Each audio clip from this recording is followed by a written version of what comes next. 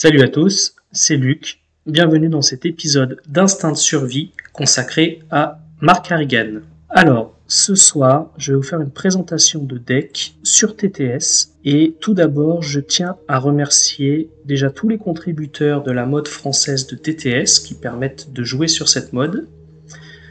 Je souhaite aussi remercier Omen pour l'ensemble de ses conseils qui permettent de réaliser cette vidéo. Et enfin, je souhaite remercier Trotic du Discord d'Arkham pour avoir organisé l'événement Les Chasseurs de Mythes, qui est un petit concours défi organisé par les joueurs sur Discord pendant quelques mois à partir de maintenant, à partir de début novembre, qui consiste à réaliser une campagne avec une équipe, soit en solo, soit plusieurs joueurs, et à accumuler des points au fur et à mesure des scénarios. Et puis ça permet de se tirer un petit peu la bourre entre joueurs, de tester des nouvelles manières de jouer. On a peut-être une trentaine d'équipes qui sont inscrites, et ça va être l'occasion de découvrir des nouvelles manières de jouer, de voir un petit peu les vidéos de chacun, etc. Et donc moi dans ce cadre-là, je me suis inscrit en multi, mais je me suis aussi inscrit en solo avec Mark Harrigan pour jouer la campagne de Carcosa en difficile. Voici pour la mode TTS comment va se dérouler cette vidéo. Déjà le contexte, la campagne, l'investigateur, la stratégie que j'ai retenue pour cet investigateur dans cette campagne, ensuite une présentation du deck. Après le deck, je vous présenterai aussi quelques cartes que je n'ai pas choisies dans ce deck, mais pour lesquelles je trouve qu'elles vont bien avec cet investigateur qui est Mark Harrigan, et puis une petite conclusion. Alors comme je vous disais, le contexte, c'est un défi organisé sur Discord, les chasseurs de mythes. Je vais faire un run solo, en difficile, en mode tabou. On est sur un scénario pour un rythme de 2 semaines, tous les 15 jours. Si l'occasion m'en est donnée, j'essaierai de poster les vidéos de partie sur la chaîne. Je pars avec une collection complète. Et la campagne retenue, c'est la campagne de Carcosa en mode classique, non renouveau. Alors, Mark Harrigan, l'investigateur, c'est l'investigateur gardien de la campagne de Carcosa. Alors, normalement, toutes les personnes qui ont déjà joué la campagne, et je vous invite à regarder les vidéos de partie uniquement si vous connaissez déjà la campagne, connaissent cet investigateur. On va quand même un petit peu regarder ses statistiques, voir quels sont ses points forts, voir quels sont ses points faibles et comment on peut essayer de deck builder autour de ça. Donc Mark Harrigan, c'est un investigateur gardien qui a une stat line avec 3 en volonté, 2 en enquête, 5 en combat, 3 en esquive. Il a le trait vétéran et vous débutez la partie avec Sophie, souvenir affectueux, donc une capacité réaction après qu'au moins un dégât a été placé sur une carte que vous contrôlez, piochez une carte, limite d'une fois par phase. Ça c'est intéressant, ça veut dire que Mark, au maximum, il y a 4 phases dans un round, il peut piocher une carte sur sa phase d'entretien, et jusqu'à 4 cartes supplémentaires via cette capacité, à condition qu'il subisse des dégâts, non pas sur lui, mais sur une carte qu'il contrôle. Un de ses alliés, un de ses soutiens, etc. etc. Alors, rien qu'en lisant ça, on se dit qu'en fait, c'est un investigateur qui va pouvoir beaucoup piocher à condition de subir beaucoup de dégâts. On voit tout de suite un petit peu 2 tendances dans le deck. Une qui va être orientée autour de la pioche, et l'autre qui va être orientée autour du soin, qui lui permettra, en se soignant beaucoup, de pouvoir subir un certain nombre de dégâts et donc d'alimenter sa pioche. Son Elder Sign, qui a un effet +1 pour chaque dégât sur Mark Harrigan. Un petit texte fluff, il réduira la ville entière en cendres si nécessaire, mais il ne laissera pas ses monstres prendre quelqu'un d'autre. Le côté verso de Mark Harrigan, taille de deck classique, 30 cartes, carte gardien de niveau 0 à 5.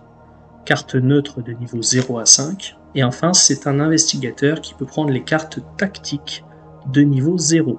Donc on verra, il y a quelques cartes niveau tactique hors classe gardien, Toutes ne sont pas intéressantes chez Marc.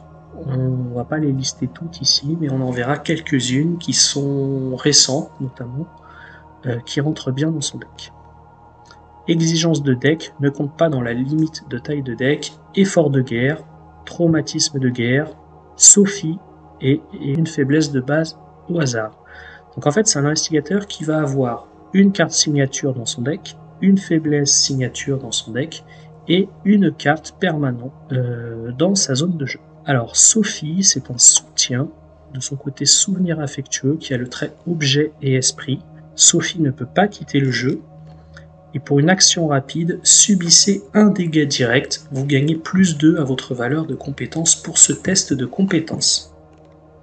Ce qui est intéressant à noter chez Marc, c'est que il peut se blesser lui-même, pas sur ses soutiens, mais vraiment des dégâts directs, pour augmenter sa stat.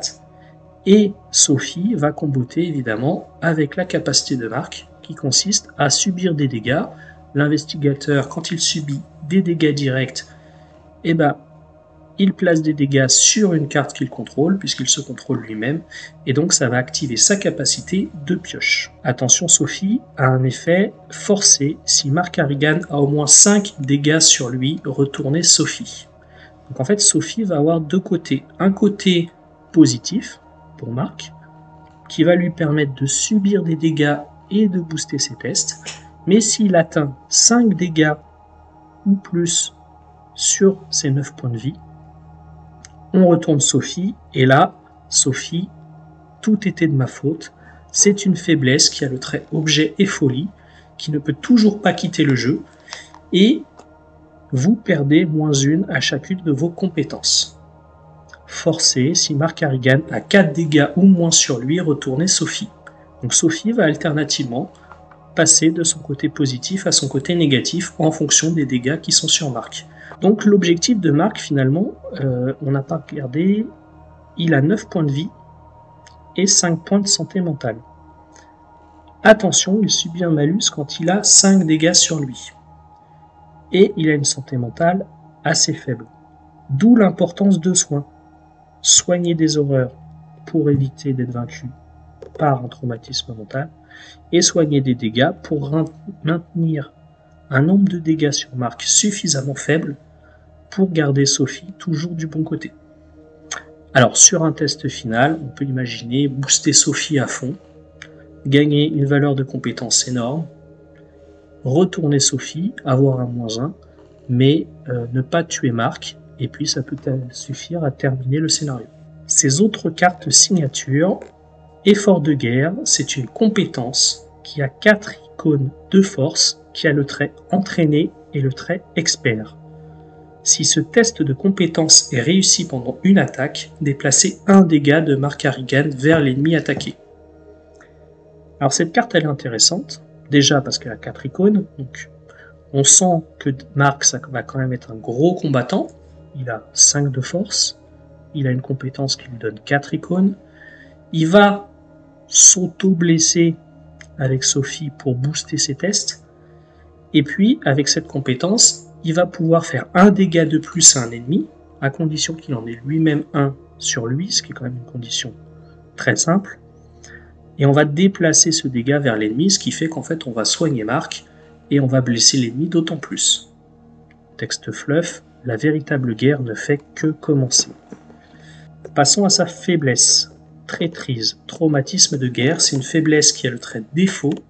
Révélation, subissez une horreur pour chaque groupe de 2 dégâts sur vous. La guerre ne change jamais.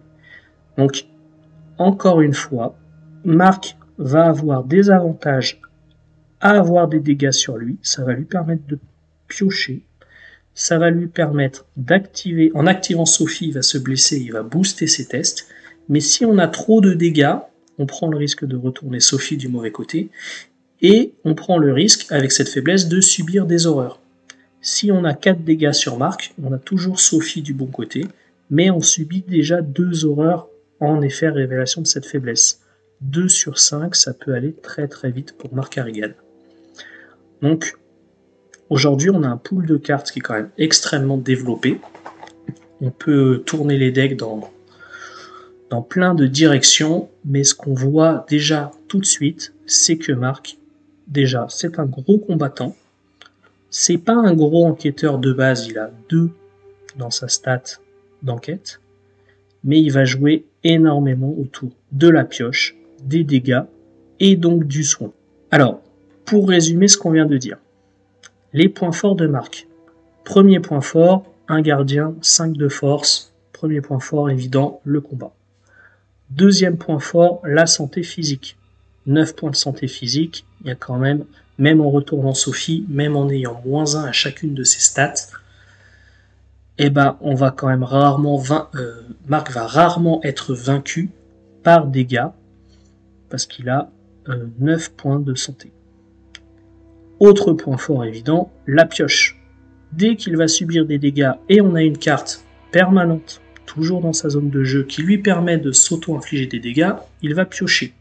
Donc il va avoir, contrairement à d'autres gardiens, la plupart des gardiens, une capacité de pioche très forte.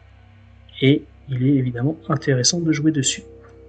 Dernier point fort, Sophie. Sophie lui permet de booster n'importe quelle valeur de compétence. Que ce soit le combat sur un test absolument à ne pas manquer, mais que ce soit sa volonté, son esquive sur des tests du deck rencontre, ou autre, et aussi son intelligence. Donc avec Sophie, en se blessant, il peut booster son intelligence et aller chercher des indices. Donc on voit déjà, même en ayant accès que aux cartes gardiens et aux cartes de trait tactique, et même en ayant une valeur d'intelligence assez faible, Sophie va lui permettre d'aller booster des tests et chercher des indices en boostant ses tests. 2 dégâts, c'est +4. +4 plus 2 de valeur d'intelligence, ça fait 6. Un gardien qui enquête à 6, c'est déjà intéressant. Alors, vous me direz, oui, c'est 2 dégâts. On va voir qu'il y a d'autres solutions. J'ai mis une catégorie point neutre, c'est-à-dire c'est ni un point fort ni un point faible. Les stats défensives.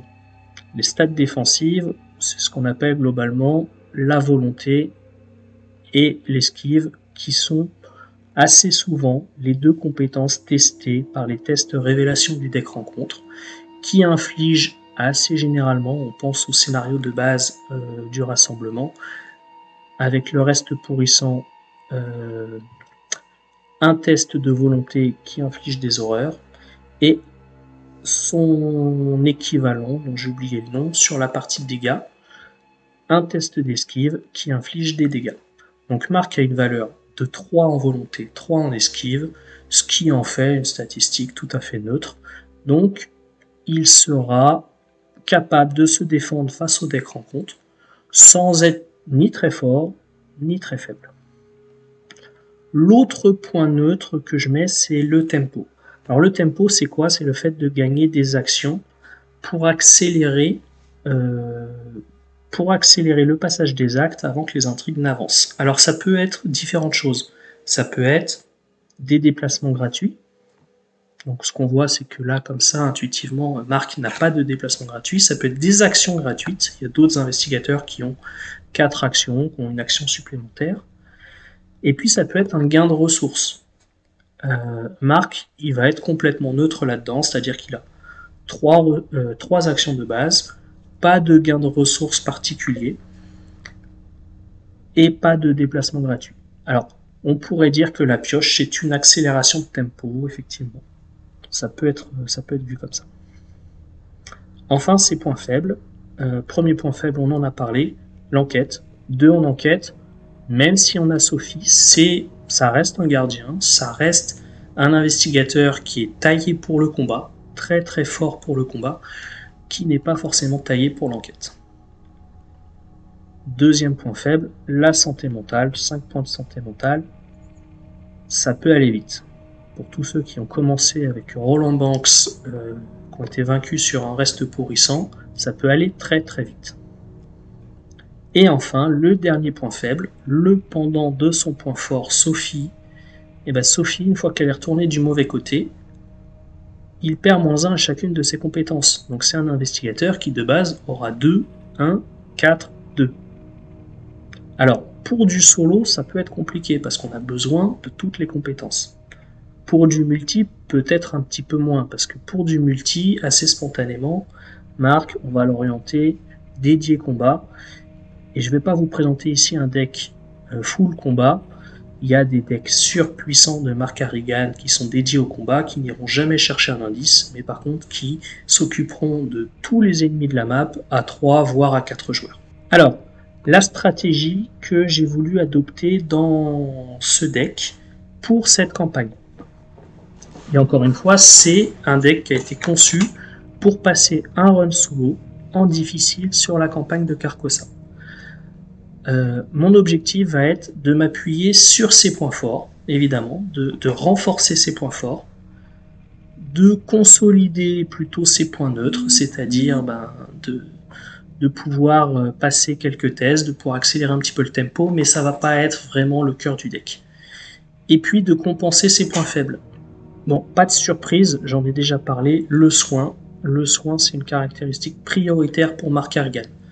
Alors, en multi, le soin n'est pas forcément, ne vient pas forcément de Marc. Ça peut être un investigateur, un de ses compagnons, qui peut soigner Marc, et ce qui du coup est d'autant plus intéressant que Marc ne pourra se concentrer avec ses cartes sur son activité principale, en multi, normalement plutôt le combat.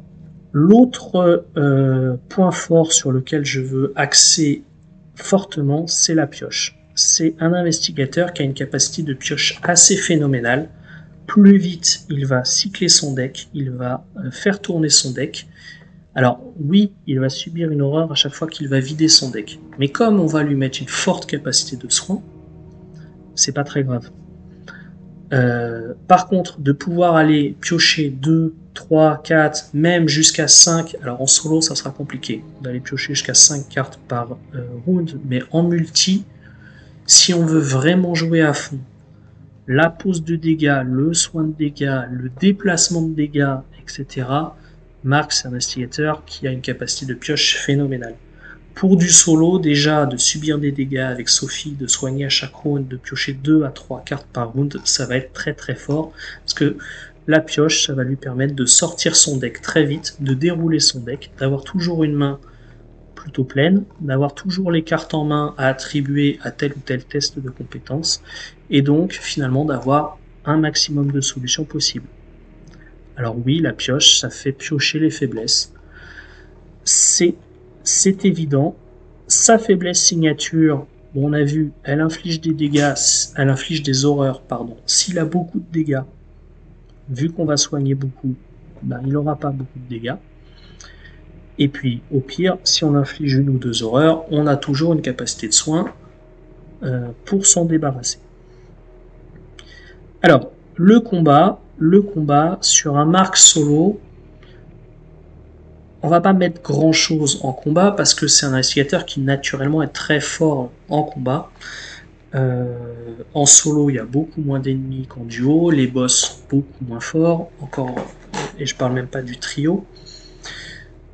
De manière spécifique à Carcosa, et sans spoiler, si vous voulez consulter cette vidéo sans consulter la campagne derrière, il existe des ennemis dans Carcosa, un ennemi notamment, qui est un petit peu compliqué à gérer pour un gardien classique, et notamment solo quand il ne peut pas se faire aider de ses compagnons.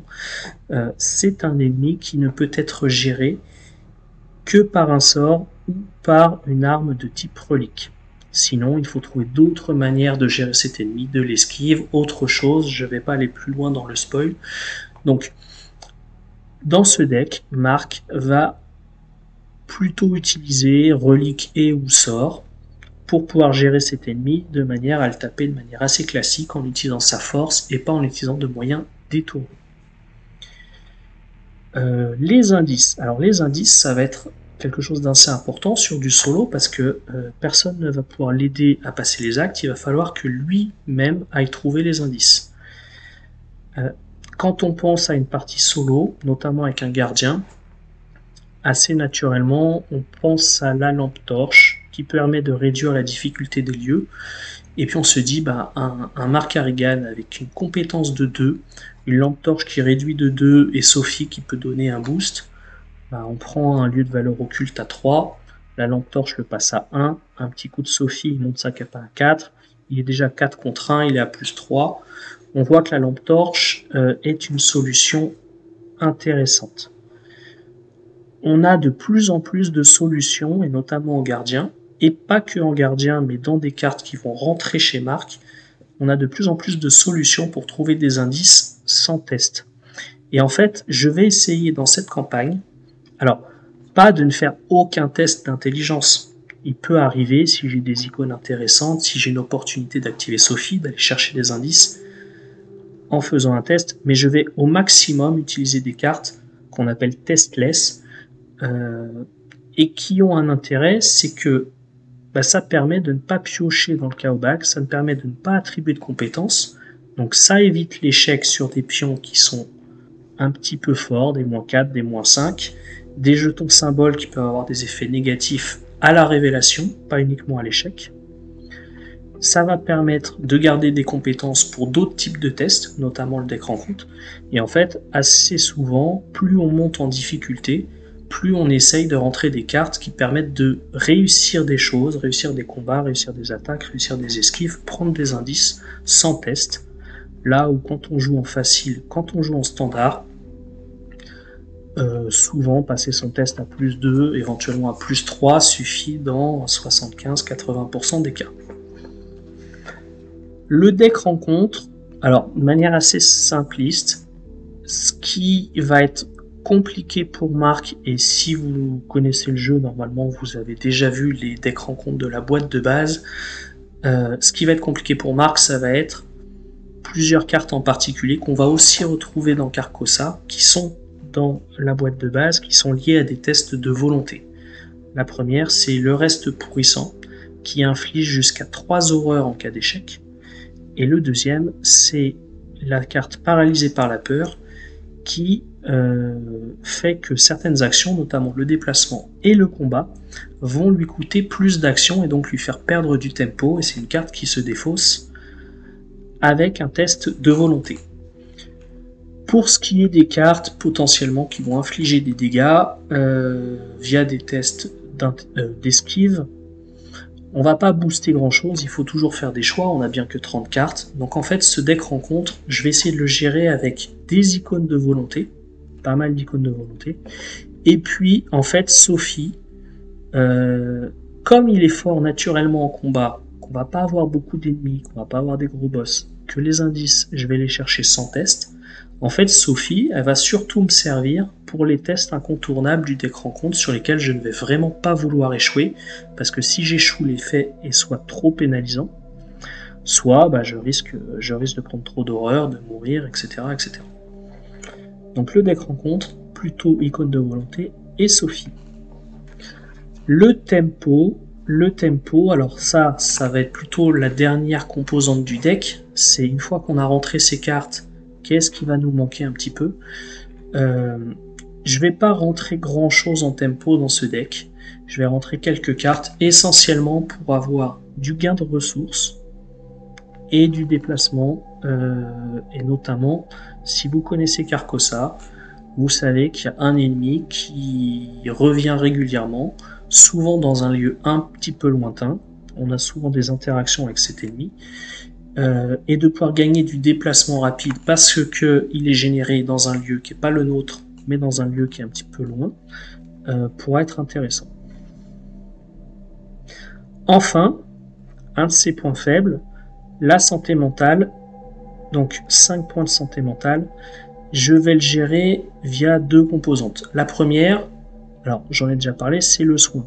Il va avoir beaucoup de soins, il va avoir beaucoup de soins de dégâts, mais il va avoir aussi du soin d'horreur, parce que on n'est quand même jamais à l'abri d'un échec critique sur un reste pourrissant, de subir des horreurs par un ennemi ou par tout autre effet de carte, et 5 points ça va très très vite. Donc je vais rajouter un petit boost supplémentaire que j'appelle du tank, c'est-à-dire des cartes qui sont capables de prendre des horreurs à la place de Marc, pour augmenter un petit peu sa capacité d'encaissement d'horreur. Voilà globalement pour la stratégie. On va pouvoir passer à la présentation du deck. Alors, bon, il y a plein de manières de construire un deck marque. Je parlais de la lampe torche tout à l'heure. La lampe torche, ça prend une main. Donc généralement, quand on joue en solo, on a une main pour la lampe torche ou pour une autre solution d'enquête. On a une autre main pour une solution de combat. Je vais tester une carte assez récente qui vient de sortir dans le nouveau cycle qui prend deux mains. Je vais vous expliquer pourquoi, juste après. Cette carte, elle prend deux mains. Alors, c'est pas gênant d'intégrer une lampe torche dans ce deck et de prendre une troisième main parce que les gardiens ont des solutions pour, comme la bandoulière, pour ajouter des emplacements de main pour les armes. Donc, une fois qu'on a posé la bandoulière, on peut utiliser deux emplacements de main pour une arme, un emplacement de main pour une lampe torche. Ça fait quand même tout de suite beaucoup de cartes, parce que si on veut être sûr de les avoir, on les place en deux exemplaires. Alors oui, il a une forte capacité de pioche, mais on veut quand même un investigateur qui soit quand même exploitable, qui va pouvoir faire ce pourquoi on l'attend, c'est-à-dire combattre aussi un ennemi, trouver des indices rapidement, assez vite. Donc généralement, ces cartes-là, on va les mettre en deux exemplaires, c'est-à-dire que si on met deux lampes torches, deux bandoulières, deux armes ou plus, on est déjà à 6 cartes. Alors, la première carte que je voudrais présenter, c'est une nouvelle carte qui vient de sortir dans la toute nouvelle extension Les Clés Écarlates. La campagne n'est pas encore sortie. C'est la hache runique. Donc la hache runique, c'est un soutien, c'est une carte unique. Donc on ne pourra en avoir qu'une seule en jeu. C'est un soutien qui a un coût de 4, qui a une icône de force, qui prend deux emplacements de main, qui a les traits objet, arme et corps à corps, qui est personnalisable. Alors je vais expliquer rapidement ce qui est personnalisable juste après. Qui a 4 charges et qui a la capacité de reconstituer une de ses charges au début de chaque round. Elle a une capacité action, combattre, vous gagnez plus 1 de force pour cette attaque. Avant cette attaque, vous avez le droit de dépenser n'importe quel nombre de charges pour activer autant d'inscriptions différentes parmi. Précision, vous gagnez plus de combats supplémentaires pour cette attaque. Puissance, cette attaque inflige plus 1 dégât. Donc en fait, c'est une carte qui va permettre de combattre, déjà qui donne un bonus passif de 1 quand on combat, et puis on va pouvoir alterner, soit choisir les deux options pour gagner plus 2 de combat et faire 2 dégâts dans cette attaque, ça va dépenser 2 des 4 charges, soit pour se booster simplement de plus 2 pour un ennemi à dégâts impairs, soit de ne pas se booster mais de pouvoir infliger un dégât supplémentaire. Alors cette carte est personnalisable. Qu'est-ce que ça veut dire? Ça veut dire qu'elle est accompagnée d'une petite fiche pour laquelle on va pouvoir dépenser des points d'XP pour acquérir des capacités supplémentaires sur cette carte. Et en fait, ces capacités, il y a plusieurs capacités qui sont extrêmement intéressantes avec cette carte. La première capacité, héritage. Alors, vous voyez un petit carré en face, ça veut dire que ça coûte 1 XP. Pour 1 XP, les 2 exemplaires de la hache runique vont pouvoir bénéficier de cette capacité supplémentaire qui dit « Réduisez de 1 le coût de la hache runique et elle gagne le trait relique ». Alors ça va être intéressant pour le fameux ennemi dont je vous ai parlé, qui ne peut être combattu que par des sorts ou par des reliques. Deuxième option, l'inscription de gloire. Ajoutez cette inscription, en plus de précision et de puissance. Gloire, si un ennemi est vaincu par cette attaque, choisissez une option, piochez une carte, soignez un dégât ou soignez une horreur. Donc en fait, on a une arme qu'on va pouvoir utiliser pour se soigner ou pour piocher. C'est extrêmement puissant, notamment chez Marc, et extrêmement polyvalent. Et donc cette inscription de gloire va lui permettre finalement, sans autre carte, de soigner ses dégâts qu'il aura pris via l'activation de Sophie ou différents ennemis.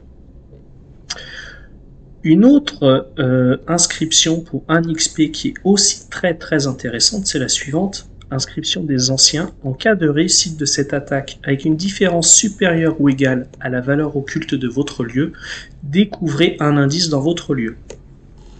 Alors qu'est-ce que ça veut dire? Ça veut dire que Marc, en réussissant des gros tests d'attaque, va trouver des indices sans enquêter, sans utiliser sa valeur d'enquête. Alors, c'est très bien parce que de base, il est très fort en combat. Et en plus, il n'y a pas besoin de vaincre l'ennemi, contrairement à l'inscription de gloire. Il suffit de réussir une attaque. C'est-à-dire que, si vous avez une énorme capacité d'encaissement, un ennemi qui a beaucoup de points de vie, vous pouvez le taper très fort, trouver un indice, vous déplacer, prendre une attaque d'opportunité, le retaper très fort, retrouver un indice, etc., etc. Tant qu'il est en vie, ça marche. Alors, ça va consommer des charges de la hache runique, bien sûr. Une autre inscription, alors qui peut être un petit peu intéressante, mais que je ne prendrai pas dans ce deck, c'est chasse, déplacez-vous immédiatement vers un lieu connexe ou engager un ennemi dans votre lieu. Alors là, on va gagner du tempo, on va pouvoir se déplacer, on va pouvoir engager sans action. C'est d'autant plus intéressant en multi quand le gardien doit courir un petit peu partout pour faire la chasse aux différents ennemis. En solo, en général, les ennemis arrivent directement sur nous et puis on n'a pas de coéquipier à aller sauver. Inscription de fureur, ensuite pour un XP, en cas de réussite de cette attaque, en plus de ses dégâts standards, infligez un dégât à chaque autre ennemi engagé avec vous. Alors ça va être intéressant dans deux cas. En multi, quand il y a beaucoup d'ennemis, parce que ça va permettre en une seule attaque de attaquer l'ennemi le plus faible et puis de mettre des dégâts à un autre ennemi. Et puis c'est évidemment intéressant sur les ennemis qui ont le trait nué, ce qui n'est absolument pas le cas dans la campagne de Carcosa. Ensuite, pouvoir ancestral pour 3 XP, vous avez le droit d'activer la même inscription jusqu'à 3 fois. Alors ça peut être très intéressant, essentiellement en multi. Pourquoi? Parce que on peut imaginer qu'il découvre jusqu'à 3 indices dans un même lieu, ce qui sera très rare en solo. On peut imaginer qu'il fasse des dégâts par 4, en ajoutant 3 dégâts à son attaque. Il peut aussi monter sa compétence de 3 fois plus 2, donc plus 6. Sur une seule et même attaque. Donc ça va lui permettre de faire des actions très très fortes, mais c'est plutôt, je pense, réservé à du multi. Alors, ensuite, Saga reconstituer 2 charges de la hache runique au début de chaque round. Alors ça c'est intéressant, parce que en fait, ça va lui permettre d'activer, de dépenser beaucoup de charges, mais de les recharger beaucoup plus vite. Et ça va très bien comboter avec la capacité suivante, le tisseur de runes.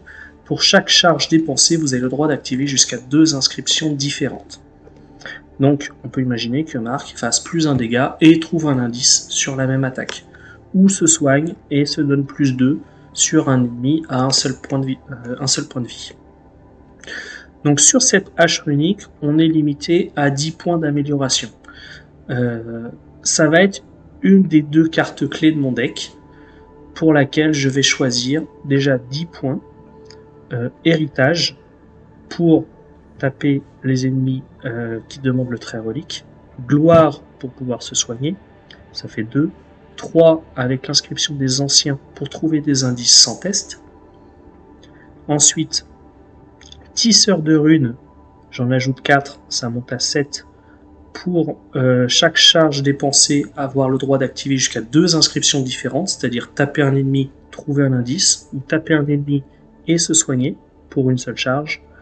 Et enfin, j'ajoute 3 points avec Saga, reconstituer 2 charges de la hache runique au début de chaque round, ce qui fait que pour 2 charges, quand elle sera complètement chargée, je pourrai activer jusqu'à 4 inscriptions différentes, c'est-à-dire faire plus 1 dégât, plus 2 de combat en plus du plus 1 de base, soigner si je tue l'ennemi, et trouver un indice si je réussis l'attaque avec une valeur importante.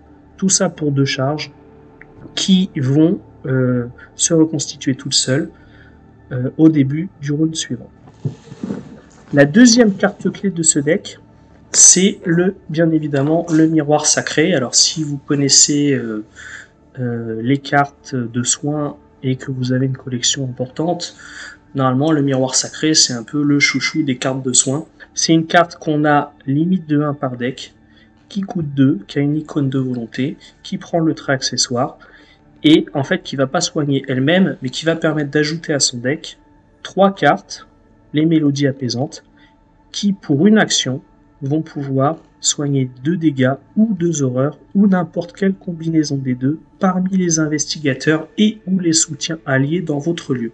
Donc vous pouvez complètement panacher dégâts, horreurs, parmi soutien, alliés, investigateurs, vous-même, etc. Et en plus, la carte se rentabilise, c'est-à-dire que vous la jouez, elle coûte 0 et vous repiochez une autre carte. Quand vous posez le miroir sacré, vous en ajoutez une à votre main et vous mélangez les deux autres dans votre deck. Alors, ce qui sera très intéressant chez Marc, et pourquoi le miroir sacré est vraiment une carte signature chez Marc, c'est sa version 3XP. Pourquoi Qu'est-ce qui change avec la version 3XP? Il y a une icône de volonté en plus, mais ça c'est anecdotique. Quand vous jouez un exemplaire de mélodie apaisante, soit vous changez chaque 2 en 3, donc on peut soigner jusqu'à 3 dégâts, 3 horreurs. C'est intéressant, mais c'est pas le principal. Ce qui est important, c'est soit vous mélangez mélodie apaisante dans votre deck au lieu de le défausser.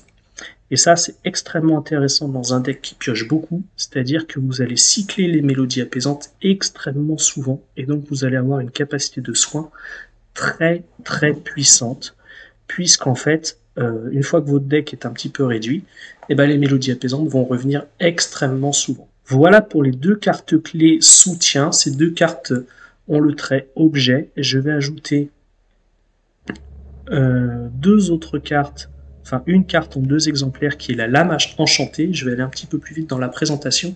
C'est une des rares armes accessibles au niveau 0 en gardien qui a le trait relique et qui permettra de combattre ce fameux ennemi qui est un petit peu gênant pour une arme classique. Alors, évidemment, si j'ai le choix, je vais aller sur la hache runique. Je vais dépenser 10 XP dans la hache runique. Donc, si j'ai le choix entre les deux armes, ce sera la hache runique. L'autre choix qui me fait prendre cette arme, c'est une traîtrise spécifique à Carcosa. À Carcosa en version non renouveau. C'est une carte qu'on va retrouver dans quelques scénarios, qui peut être extrêmement gênante, qui est une carte qui va défausser des soutiens objets de sa main ou en jeu. Et donc je vais multiplier un petit peu les armes, parce que si elle arrive et que je n'ai qu'une hache runique en jeu et rien d'autre dans ma main, je vais être obligé de défausser ma hache runique et je vais me retrouver à main nue pour combattre. À partir du moment où on dit que les deux cartes clés du deck sont une arme objet et un objet de soin, l'autre carte un peu obligatoire à rentrer, c'est le sac à dos. C'est que ça prendra 2 emplacements de deck, mais si ça permet d'aller chercher ces cartes clés et de les installer en début de partie, et c'est d'autant plus intéressant en solo qu'il faut aller très très vite et avoir un setup qui est extrêmement rapide. En allié, je prends Gret Wagner, qui est un allié unique, normalement qui est bien connu, qui donne un boost passif de combat. Ça va être intéressant avec la hache runique pour passer les tests de la hache runique suffisamment haut pour vaincre les alliés et pour trouver des indices. Et ce qu'on peut voir aussi chez Red, c'est que elle a une capacité réaction. Après avoir vaincu un ennemi, on peut l'incliner, lui infliger un dégât. Si on lui inflige un dégât, ça combotte avec Marc. C'est une carte qu'on contrôle, ça fait piocher Marc et ça permet de découvrir un indice dans son lieu sans test. Comme en plus on a un miroir sacré qui peut soigner et Marc et ses alliés, on peut imaginer soigner Gret et puis la réutiliser plusieurs fois. Et enfin, je parlais de tank d'horreur, donc je mets un exemplaire de Une raison de lutter, qui est un soutien qui coûte 3, qui a le trait talent, et qui peut, alors, une capacité anecdotique, puisqu'en solo, il n'y a pas d'autres investigateurs, mais qui a surtout la capacité de tanker jusqu'à 3 points de santé mentale. On va passer aux événements. Alors, dans les événements, je vais rajouter du soin. Il y a des événements intéressants en gardien. Le premier événement que je vais mettre en 2 exemplaires, c'est la carte Second Souffle, qui coûte 1, que je ne peux jouer que lors de ma première action, qui me permet de soigner 1 dégât ou 2 si j'ai pioché une traîtrise à ce round. Alors, évidemment, on va la jouer en première action, pas quand il y a un ennemi en jeu, parce que sinon on prendrait une attaque d'opportunité. Donc quand il n'y a pas d'ennemi en jeu, c'est très souvent, j'ai pas trop d'exemples en tête, de cas où on ne vient pas de piocher une traîtrise à la phase de mythe qui précède. Donc en fait, cette carte, elle va servir à soigner 2 dégâts, ce qui fait que le miroir sacré, on va pouvoir le consacrer aux alliés, on va pouvoir le consacrer aux horreurs, et Second Souffle va permettre de soigner des dégâts par 2 pour un seul coup de 1, Et en plus, cette carte se remplace, c'est-à-dire qu'une fois qu'on l'a jouée, on en pioche une autre. Ce qui permet de conserver une taille de main intéressante. Et en fait, finalement, elle rentabilise 2 activations de Sophie, donc jusqu'à 1+4 sur un test de compétence. Deuxième carte de soin événement, c'est soin d'urgence que je vais mettre en un seul exemplaire. Choisissez un investigateur dans votre lieu, elle coûte un petit peu plus cher, elle coûte 2. Et je peux soigner 2 dégâts de cet investigateur ou d'un soutien allié qu'il contrôle. Donc j'ai 3 événements de soins, une carte clé de soins que je vais essayer d'aller tutorer avec le sac à dos, ce qui va me permettre dans un deck, on va voir par la suite, qui va tourner vite parce que je vais mettre des cartes de pioche, parce que je vais activer des dégâts chez Marc qui va le faire piocher. Ces cartes vont se recycler et donc je pourrai les utiliser au moins jusqu'à 2 fois par scénario. Alors, événement suivant, c'est ce que j'appelle un peu du gain de tempo, c'est que j'ai quand même des soutiens qui sont assez chers. J'ai Gret qui coûte 5, j'ai la hache runique avec son héritage qui va coûter 3 au lieu de 4, le miroir sacré qui va coûter 2, donc on est déjà sur un coût de 10 pour les 2 cartes clés et l'allié. 12 avec le sac à dos, une raison de lutter ne viendra qu'en cas de problème. Donc une carte que je mets pour gagner du tempo, c'est une nouvelle carte qui est discours motivant. Discussion, donc c'est intéressant, c'est que c'est une carte qui va permettre d'effectuer une discussion, donc de ne pas se prendre d'attaque d'opportunité. Choisissez un investigateur dans votre lieu, donc en solo soi-même. Cet investigateur a le droit de jouer un soutien allié de sa main en réduisant de 3 son coût. Alors, par rapport à une planque, normalement les joueurs connaissent planque, ça va avoir à peu près le même effet, sauf que si vous voulez poser votre allié, parce que vous avez un ennemi qui vient d'arriver, vous n'avez pas eu le temps avant, vous n'aviez pas les ressources, ou vous avez besoin de tanker, discours motivant va vous permettre de le poser sans prendre d'attaque d'opportunité. Ce qui ne se passerait pas sans discours motivant si juste vous jouiez votre allié et que vous aviez eu plus de ressources avant. Et l'autre effet, c'est que si vous jouez planque, vous faites une action, vous jouez planque, puis vous faites une action, vous jouez votre allié. Ici, vous jouez discours motivant pour une seule action, et cette action vous permet de jouer votre allié en réduisant de 3 son coût. Donc vous jouez les 2 cartes pour une seule action. Vous avez gagné une action par rapport à planque. Alors, planque vous permettrait effectivement de gagner des ressources qui pourraient être utilisées pour n'importe quel type de carte, alors que discours motivant, ce n'est que pour les alliés. Par contre, de ne faire qu'une action au lieu de 2 et de poser son allié, de dépenser 2 cartes, c'est pas grave, on a une capacité de pioche qui est importante, c'est quelque chose que je trouve intéressant. L'autre point, c'est que discours motivant, j'en mets 2, il y en a un qui me servira, si l'autre ne me sert pas, c'est toujours une icône de volonté, ce qui est toujours appréciable en difficile, ou même une icône d'intelligence. Tant qu'on est dans le gain de tempo, en un exemplaire, je vais mettre raccourci. Alors c'est une carte qui est souvent très intéressante, elle est chercheur, mais elle a le trait tactique, donc elle rentre chez Marc. C'est rare que dans un scénario, on n'ait pas l'occasion de la jouer, où on a un tour où on veut aller un petit peu plus vite, atteindre un objectif, rattraper un ennemi. Ça nous permet de se déplacer en rapide. Sur un ennemi massif, ça permet de s'en aller sans prendre d'attaque d'opportunité.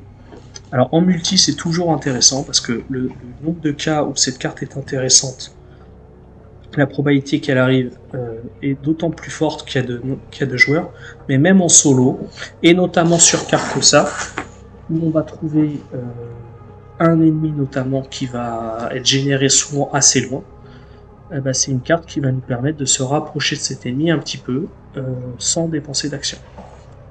Je la mets qu'en un seul exemplaire. Indice sans test. Alors la première carte d'indice sans test que je vais rentrer, c'est scène de crime en 2 exemplaires, qui, un peu à l'instar de Second Souffle, ne se joue que lors de votre première action, qui pour un coût de 2 permet de découvrir un indice dans son lieu, 2 indices s'il y a un ennemi dans ce lieu. Alors en solo, il faut qu'il y ait un ennemi, il faut qu'il y ait 2 indices dans le lieu, c'est assez rare, mais cette action ne provoque pas d'attaque d'opportunité. On a un bon combattant, mauvais enquêteur, il y a un ennemi ou il n'y a pas d'ennemi dans le lieu, il paye 2, il trouve son indice, Et au pire, s'il y a un ennemi, il lui reste 2 actions. En 2 actions, normalement, il tuera l'ennemi. Il n'aura pas pris d'attaque d'opportunité. Encore une fois, comment trouver des indices sans test. Et enfin, le dernier événement qui est aussi très très intéressant, très très fort, et d'autant plus fort chez Marc, c'est une carte truand qui a le trait tactique, qui coûte une action, qui coûte 0, qui permet d'aller chercher un ennemi non élite parmi les 9 cartes du dessus du deck rencontre et de le générer engagé avec vous au lieu de son lieu de génération normal. Ensuite, découvrez un indice dans votre lieu et gagnez des ressources X, X étant la valeur de vie de cet ennemi, mélangez le deck rencontre. Donc encore une carte qui va permettre d'aller et chercher des ennemis, c'est pas gênant pour un groupe combattant, et de trouver des indices sans test, et en plus, alors cerise sur le gâteau, de gagner des ressources dans cette recherche. Alors, ça se prête en plus très très bien à la campagne de Carcosa. Carcosa, globalement, c'est une campagne qui génère un nombre d'ennemis très important, c'est-à-dire que si vous cherchez parmi 9 cartes, vous êtes à peu près sûr de trouver un ennemi. Donc, ensuite, les compétences. Alors, on va jouer en difficile. Donc, en difficile, il y a souvent un petit peu plus de compétences qu'en standard, parce que les tests sont un petit peu plus durs. Ce qu'on a vu, c'est qu'en fait, on a beaucoup de cartes qui vont permettre de trouver des indices en gérant les ennemis. Ça tombe bien, on a une campagne qui gère beaucoup d'ennemis. On a un investigateur qui est très fort en combat. Et on a de très très belles compétences de combat. On a aussi une capacité de la hache runique qui va nous permettre d'aller chercher des indices sans test, à condition de taper un ennemi suffisamment fort et de passer le test d'une valeur supérieure à la valeur occulte, d'où l'intérêt d'aller booster ces tests de combat très haut, plutôt que d'aller booster ces tests d'intelligence qui partiront d'une valeur de compétence beaucoup plus basse. Donc à ce titre, je vais rentrer des compétences très classiques en gardien combattant, audace, pour 3 icônes, qui est donne 3 icônes de combat, ça peut servir à évader, mais ça va essentiellement être utilisé pour du combat. Ça permet de piocher, donc ça permet aussi d'accélérer encore la pioche de Marc, 2 exemplaires, et le très classique maîtrise, 2 icônes cette fois, mais en cas de réussite, on pioche une carte. Tant qu'on est dans les compétences qui permettent de piocher, je vais ajouter la compétence cran, qui servira pour le deck rencontre, 2 icônes de volonté, en cas de réussite, je pioche encore une fois, et une carte perception qui pourra être utile pour une éventuelle enquête. Il y a aussi dans Carcosa une manière de gérer ce fameux ennemi récurrent, non pas par du combat, mais par l'enquête, ce qui permet de le gérer aussi beaucoup plus vite, en gagnant beaucoup d'actions, ce qui est une autre option pour Marc de booster un test, c'est-à-dire qu'il part d'une valeur de 2, il attribue 2 avec perception, il a Sophie pour se booster, et puis voilà, 2 coups de Sophie, ça lui permet de monter à 6 ou 8. Perception qui permet aussi de piocher. On est en difficile, donc un classique qui peut servir sur un reste pourrissant, c'est prendre l'initiative, 3 icônes libres, sur toute carte du deck rencontre, c'est très fort, ça peut aussi servir en première action de combat pour 3 icônes de combat, donc ça sera toujours utile, soit sur le deck rencontre, soit en première action. Détermination, qui est aussi très très bon dans ce deck, dans cette campagne. Pourquoi ? Parce que on a un investigateur qui va beaucoup se soigner. C'est une compétence qui gagne des icônes à partir du moment où la santé plus la santé mentale de l'investigateur est haute. Elle peut aller jusqu'à 3 icônes de volonté, 3 icônes de force. Elle est aussi très polyvalente puisque elle peut servir pour un test du deck rencontre en volonté ou pour un test de combat. Et évidemment, on va essayer de l'utiliser au maximum, c'est-à-dire pour 3 icônes et non pas 2 icônes. Et enfin, sa capacité signature, qui a le trait entraîné, on a déjà vu, 4 icônes de combat et qui permet de déplacer un dégât de Marc vers l'ennemi attaqué. Donc on est sur un deck complètement équilibré, 10 soutiens, 10 événements, 10 compétences. Dans les autres cartes, donc évidemment on a Sophie qui commence la partie en jeu. Je vais rentrer, comme j'ai un deck qui a une forte capacité de soin, je vais rentrer dans le vif du sujet pour gagner tout de suite 3 points d'expérience pour un total de 2 traumatismes physiques et ou mentaux que je vais pouvoir soigner, et ce qui va me permettre dès le début en fait de booster ma hache avec le trait héritage, le trait gloire et l'inscription des anciens. Les améliorations envisagées pour ce deck. Très vite, le miroir sacré de niveau 3. Dès que la hache va être complètement exploitable, c'est-à-dire dès qu'on aura rentré les inscriptions saga et tisseur de runes, pensez au miroir sacré de niveau 3 qui va permettre, avec une pioche rapide, de cycler beaucoup plus vite les mélodies apaisantes et donc d'accélérer très fortement la capacité de soin de Marc. Avec ça, on va avoir une hache runique qui va prendre de la valeur, 10 XP, un miroir sacré qui prend de la valeur 3 XP, donc un sac à dos XP aussi, pour aller chercher ces cartes le plus vite possible parmi 12 cartes de notre deck et non pas 6, et avec une réduction de coût. Une fois qu'on aura passé les scénarios qui font défausser les objets, une possibilité pour accentuer les dégâts, ça va être de remplacer la lame enchantée par le flambeau de Cthugha, qui est un sort et qui va permettre d'être posé en complément de la hache unique et qui va permettre de gérer des ennemis un petit peu petits, ou si j'ai trop d'ennemis d'un coup, si jamais les haches, les capacités, les charges de la hache ne se reconstituent pas assez vite, de pouvoir gérer les ennemis avec ce flambeau, ou même finalement de gérer les ennemis avant que la hache ne sorte. Et enfin, un allié que je souhaite incorporer à ce deck, qui est un nouvel allié de la nouvelle campagne, qui est l'agent de terrain, qui coûte 2 XP, qui coûte 4, qui donne un bonus passif d'intelligence, et qui pour une capacité rapide s'incline. On peut lui infliger une horreur, et on découvre un indice dans notre lieu sans autre condition que de incliner l'agent de terrain et de lui infliger une horreur. Alors on peut dire que pour un coup de 4, on va trouver 2 indices dans notre lieu, mais comme on a le miroir sacré, comme le miroir sacré va pouvoir soigner les alliés, l'objectif va être de soigner les horreurs de l'agent de terrain, et puis de l'utiliser un maximum de fois. Alors si on veut avoir une capacité de combat forte, une possibilité de trouver des alliés en tuant les ennemis avec Gret et en trouvant des indices avec l'agent de terrain, on imagine poser un charisme, c'est-à-dire avoir un emplacement d'alliés supplémentaire, ce qui fait un deck complètement complet, avec un nombre d'XP qui n'est pas très conséquent, parce qu'on en a 3 avec le miroir sacré, 6 avec le charisme, 7, 8, 9, 10 avec l'agent de terrain, on monte à 14 avec les sacs à dos, les flambeaux, bon, c'est un peu facultatif, si on les prend on monte à 16, la hache runique, plus 10 ça fait 26 XP, on commence avec 3, donc ça fait un deck qui est complètement opérationnel et très fort avec une vingtaine d'XP. Alors, d'autres améliorations envisagées, je me suis pas encore décidé, on verra au fur et à mesure de la campagne, mais c'est des cartes que je garde un petit peu de côté, un peu sous le coude, pour me dire où est-ce que je dois renforcer le deck, où est-ce qu'il y a des cartes qui finalement ne me servent pas et que je vais pouvoir remplacer. La première, c'est le tarot étoile qui permet de gagner plus 1 vie et plus 1 de santé mentale à ses soutiens. Alors, son défaut, c'est qu'il coûte un peu cher en XP, il coûte un peu cher en ressources.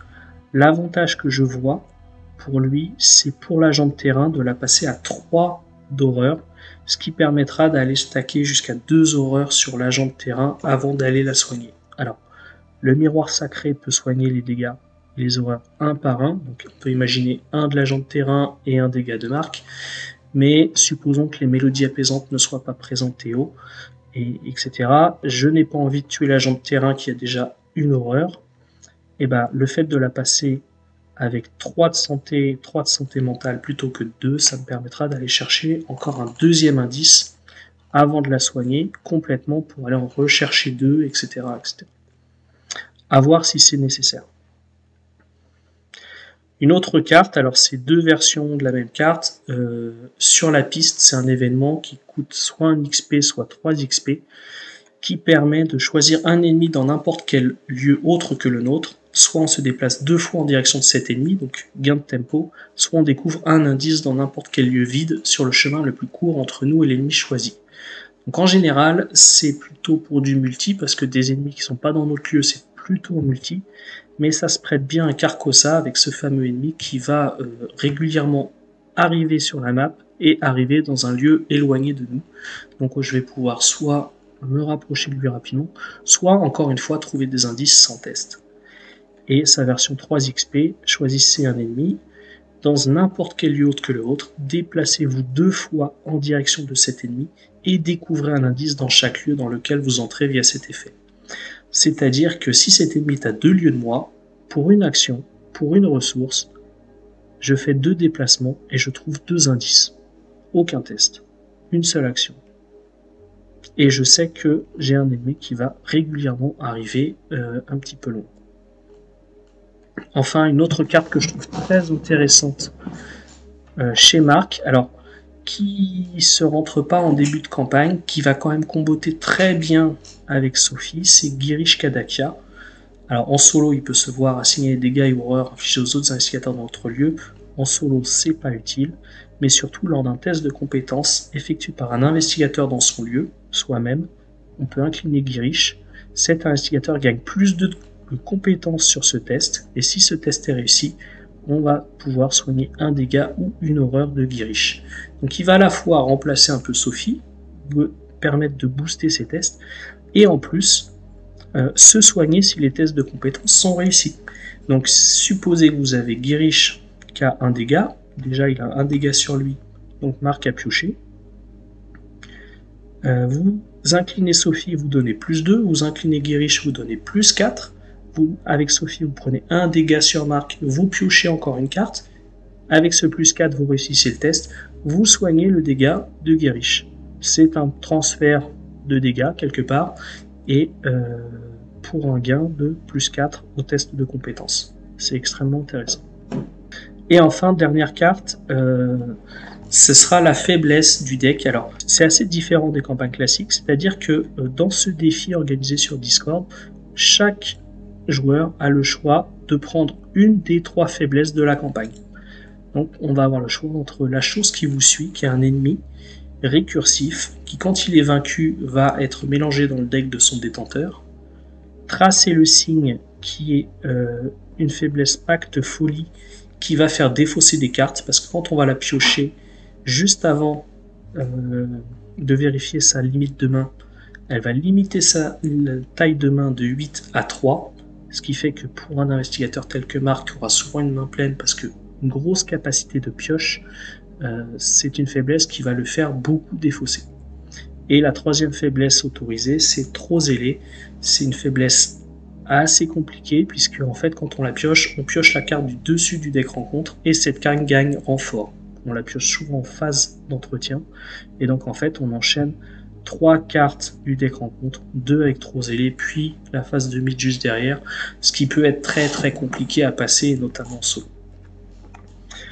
Ce que je vais utiliser dans ce deck, finalement, et dans cette campagne, même si la chose qui vous suit me semble très intéressante, parce que c'est un ennemi, parce que je vais trouver beaucoup d'indices en tuant les ennemis, en faisant quelques tests, c'est quand même un ennemi qui est compliqué en début de campagne, notamment sur le premier scénario où j'ai peu d'XP, qui est un scénario récursif qui va durer longtemps, avec un ennemi, avec un deck qui va pas encore se vider très très vite, avec un ennemi qui va revenir régulièrement et qui peut complètement me casser la dynamique du premier scénario. Une fois passé ce premier scénario, c'est une faiblesse qui est plus une force pour Marc parce qu'il va avoir une capacité de combat extraordinaire, une capacité de récupération d'indices en tuant les ennemis extraordinaire, mais le risque c'est vraiment d'être en difficulté sur le premier scénario de la campagne avec cette faiblesse, et donc malheureusement je ne vais pas choisir cette faiblesse là. Je ne vais pas non plus choisir tracer le signe parce que c'est une faiblesse qui peut clairement me vider ma main, me vider 5 cartes dans ma main lors de la pioche, et qui peut me mettre complètement à nu sur une carte traîtrise qui va arriver juste derrière et qui peut faire très mal d'un coup. Donc encore une fois, elle va pas aller en synergie avec le deck. Et donc finalement, par défaut, dans ce deck, je vais choisir la faiblesse trop zélée, qui est compliquée à passer, qui donne 2 cartes du deck rencontre, mais en solo, je vais dire avec un investigateur qui a une forte capacité de soin, l'avantage de cette carte, c'est que contrairement aux autres, elle se gère sans action. Donc elle ne me fait pas perdre de tempo. Alors oui, je peux piocher des cartes du deck rencontre qu'il va falloir gérer avec des actions, etc. Mais contrairement à Tracer le Signe qui se défausse avec 2 actions, et la chose qui vous suit, qu'il va falloir vaincre 1 fois, 2 fois, 3, 4 fois peut-être, c'est quand même quelque chose qui va me prendre beaucoup moins d'actions à gérer. Donc finalement, cette campagne, je la ferai avec la faiblesse trop zélée, qui est souvent vue comme une faiblesse très compliquée, mais qui dans ce deck et dans cette campagne est peut-être que je me trompe, mais est peut-être le moins pire des choix. Voilà pour ce deck. Je voulais quand même présenter quelques modules que je trouve très intéressants chez Marc, que j'ai pas mis dans ce deck pour différentes raisons que je vais vous expliquer rapidement, mais que je tenais quand même un petit peu à commenter. Alors le premier module, c'est le module entraîné. C'est autour de la carte La Perfection vient de l'entraînement, qui a le trait tactique, qui est un événement chercheur, mais avec ce trait tactique qui peut rentrer dans un deck de Marc, et qui permet d'aller chercher une compétence entraînée parmi les 9 cartes du dessus de ce deck, de l'attribuer à ce test, et en cas de réussite, de la renvoyer en main, et donc pour réutiliser cette compétence plus tard. Donc c'est quelque chose qui va très bien combouter avec Effort de guerre, qu'on va pouvoir réutiliser, et pour lequel on va donc pouvoir jusqu'à 2 fois déplacer un dégât de Marc Harrigan vers l'ennemi attaqué, c'est-à-dire soigner Marc, et infliger un dégât supplémentaire. Si on regarde les autres cartes qui ont le trait entraîné que Marc peut prendre, on trouve des cartes très intéressantes, Perception et Maîtrise, qui permettent de piocher, qui sont aussi intéressantes pour les tests de force, de combat et d'enquête. On a Prendre l'initiative, qui est une carte que j'ai mis dans mon deck. On a Coup vicieux, qui dans un deck de combat finalement est aussi très intéressante à attribuer et à reprendre en main, notamment en multi, donc on a beaucoup d'ennemis à gérer. Et on a Posture défensive, alors qui sera peut-être un peu moins utilisée, en tout cas toute seule dans un deck Marc, mais qui est quand même une carte qui pour un XP donne 5 icônes d'esquive et 3 icônes de force. Alors, le deuxième module que je souhaitais présenter, c'est pas un module qui est spécifique à Marc, c'est un module qui vient d'être mis à disposition des joueurs, parce qu'en fait il va s'appuyer sur une carte toute récente, qui est la carte Aller de l'Avant, qui est une carte qui est issue de la toute dernière campagne, mais ce module il est d'autant plus intéressant chez Marc qu'il va accélérer très fortement la pioche qui est déjà importante chez Marc. Alors pourquoi ? En fait cette carte Aller de l'Avant, c'est une carte qui coûte 2 XP, qui a un emplacement d'arcane, 4 charges, et qui lors d'un test de compétence effectué par un investigateur dans son lieu ou dans un lieu connexe, on peut dépenser une charge et attribuer une carte de notre main à ce test de compétence en traitant chacune de ces icônes de compétence comme étant une icône libre.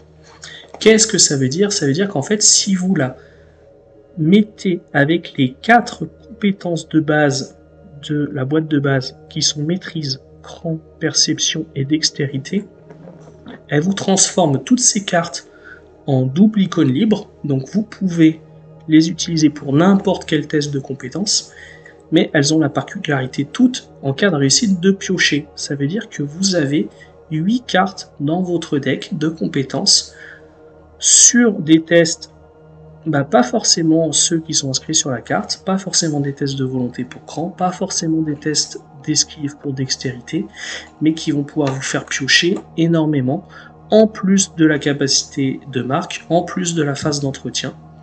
Donc ça c'est extrêmement intéressant.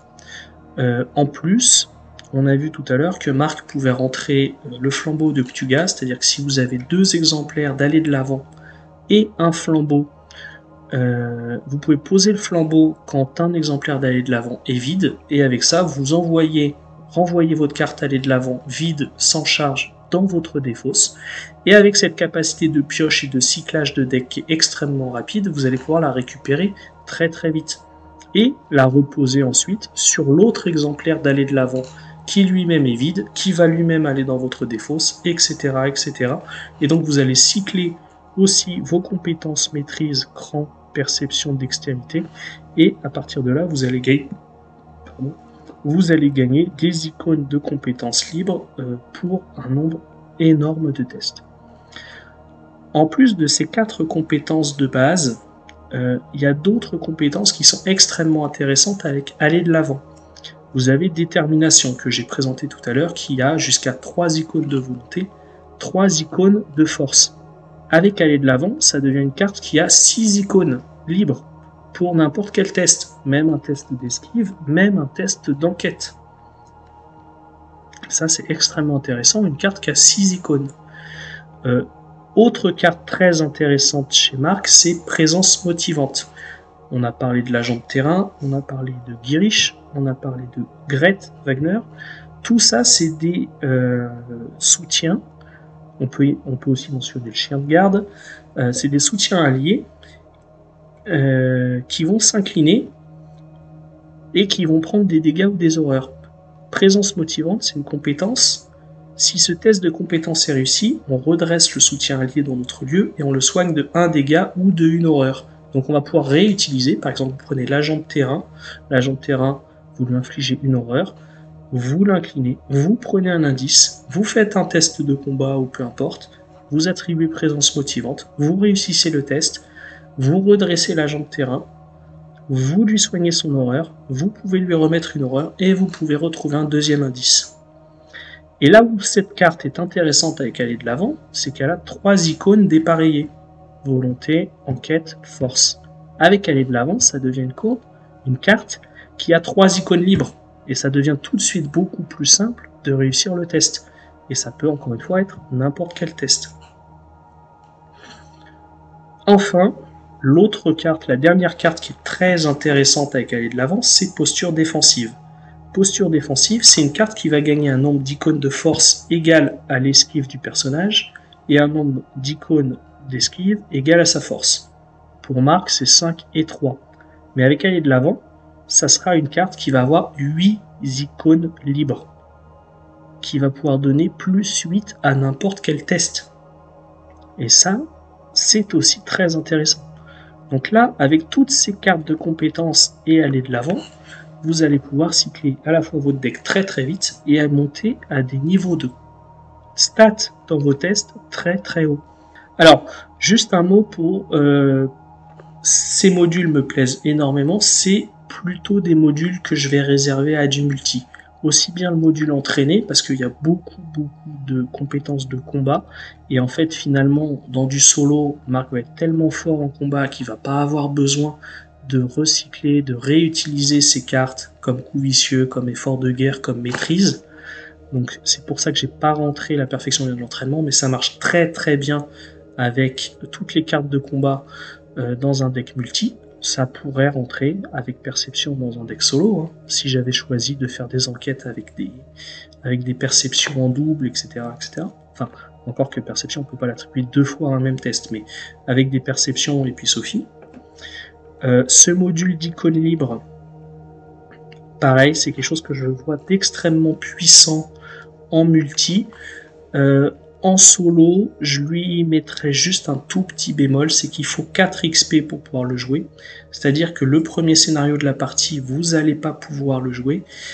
En tout cas, vous n'aurez pas vos 2 exemplaires d'aller de l'avant, vous n'aurez pas votre flambeau, vous n'allez pas pouvoir cycler tout ça, et vous allez vous retrouver en fait avec des compétences pas forcément idéales, je pense à dextérité, dans le scénario. Alors, typiquement dans le scénario 1 de Carcosa, dans cette campagne spécifiquement, moi ma stratégie ça va être d'exploiter au maximum ce scénario 1, qui est récursif, qui peut durer très très longtemps, à condition que Marc ait la capacité de taper suffisamment longtemps et de se soigner suffisamment longtemps. Il a toutes les possibilités en main d'aller faire le maximum de points d'XP.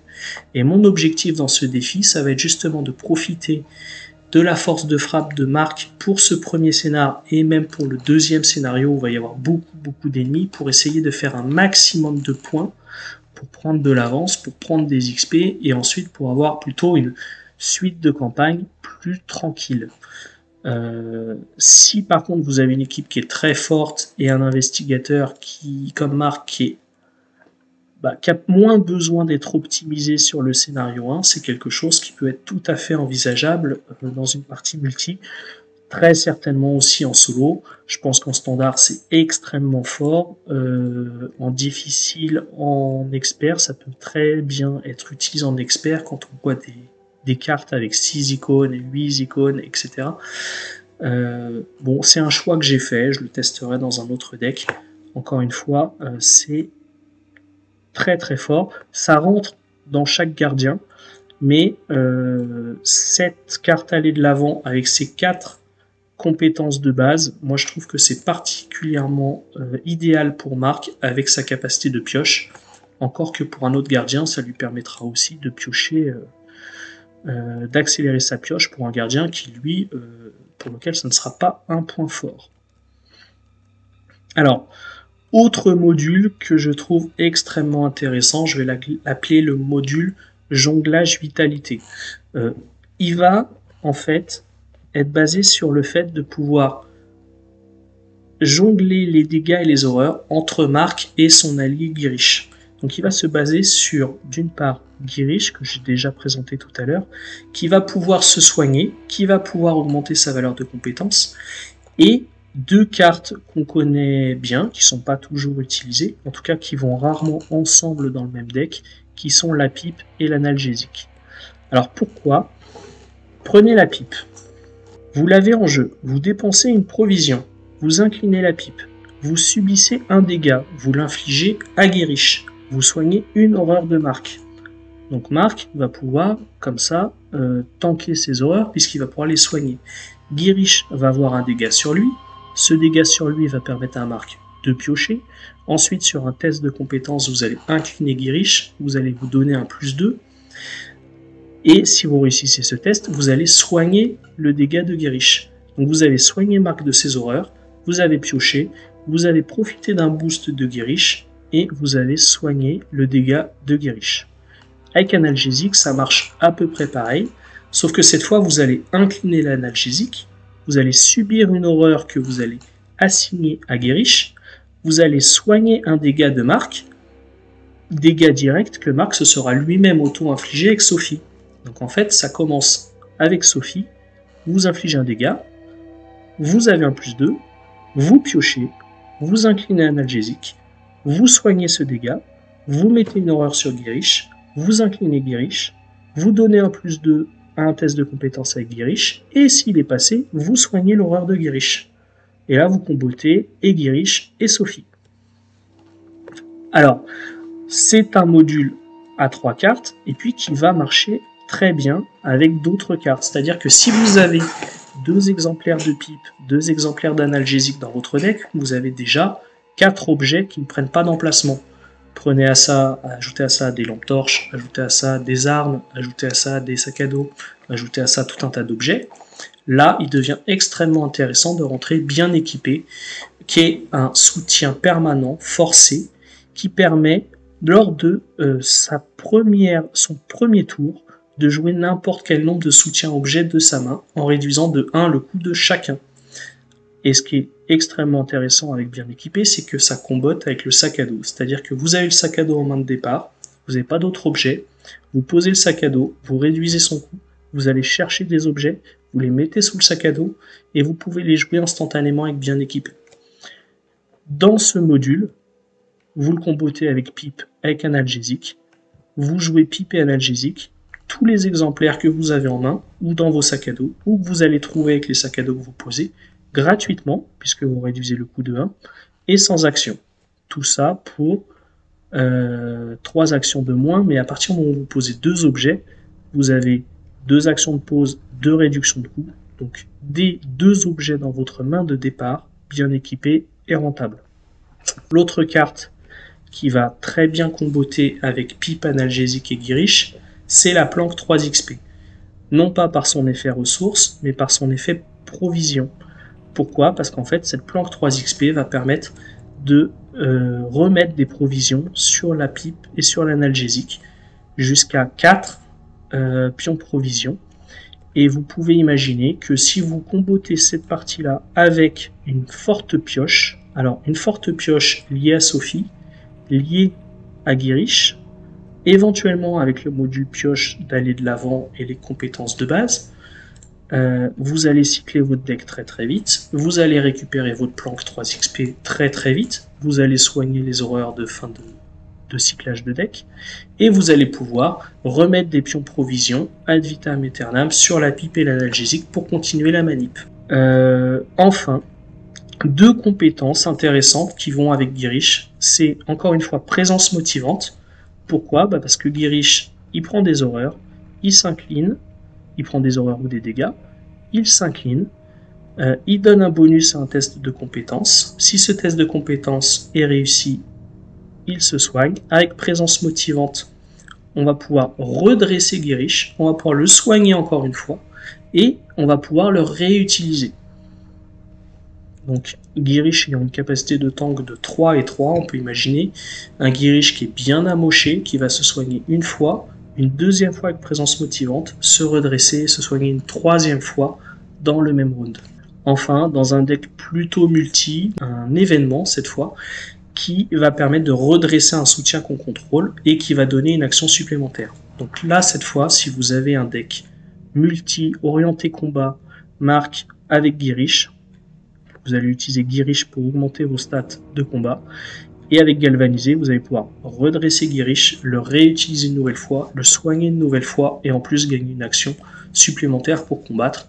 Si vous jouez à 3 ou à 4 joueurs, que vous avez plein de monstres, vous avez un investigateur qui est très très très fort pour le combat. Enfin, je vais terminer cette vidéo avec deux outsiders, deux cartes, une pour le multi, une pour le solo. La carte pour le multi, ce sera Acharnement. Acharnement, c'est une carte en fait qui va pouvoir prendre les dégâts excédentaires qui seront infligés aux ennemis, qui seront mis sur acharnement et qui vont pouvoir être convertis en un nombre de ressources égal au nombre de dégâts sur acharnement. C'est-à-dire que vous avez une machette, vous tapez un rat, vous lui infligez 2 dégâts, il a qu'un point de vie, vous prenez un des 2 dégâts non infligés, vous le posez sur acharnement, vous empilez ça, vous jouez ça en multi, vous avez plein d'ennemis.